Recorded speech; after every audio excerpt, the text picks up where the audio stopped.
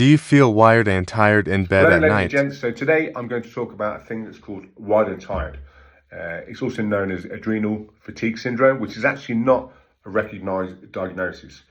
But I'm sure you're aware, as I'm sure you've experienced, that feeling when you lie in bed at night, absolutely knackered, but your brain's going overtime. And what's going on there physiologically is that basically you've got adrenal glands on top of your kidneys, and they secrete cortisol whenever you get stressed out. Now, obviously, throughout the day, there's different types of stressors, and this triggers the fight and flight syndrome. And obviously, it's there to basically prepare you to get on your toes and run, or basically fight.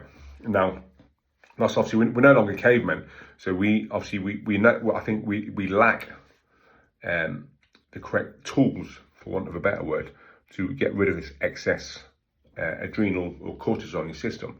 Now, what goes on when all this happens, you've got cortisol and you go straight to what's called the hypothalamic pituitary axis. The pituitary gland is known as a master gland within your brain. And within that gland, around there, you've got what's called C1 endocannabinoid receptors.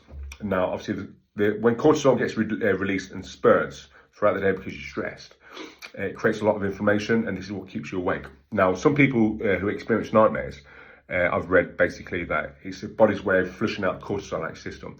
But those who don't and find it very difficult to get sleep because you've got all this cortisol running around your brain, you're just absolutely wired. And I've experienced it myself. The reason why I'm doing this video is because I had a lot of stress going on in the past, and I couldn't sleep. Doing jiu-jitsu, doing boxing, I was just absolutely knackered.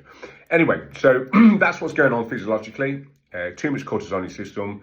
The adrenal fatigue syndrome is only a tag name. It's not really a recognised diagnosis. There could be something underlying. But the reason why I'm saying that is because if you try CBD on a consistent basis, CBD, there's many C1 receptors, which basically around in the endocannabinoid system. C1's predominantly in your brain. And what's going on there is when you have CBD, it basically reduces inflammation within the brain and your body, enable you to sleep. But you have to get the CBD into your system because it has those effects. Now, there's different types of CBD out there. There's ones with 10%, 20% strength. Of course, they reflect in different prices. But by and large, if you consistently take CBD oil, this will help lessen the effect of feeling wired and tired, and you hopefully get more sleep.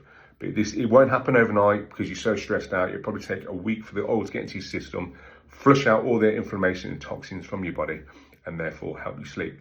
So if you don't have any more questions about feeling wired and tired, please let me know. But basically, this is what's really going on when you basically lie in bed at night knackered. So hopefully it helps, and please let me know. Thank you.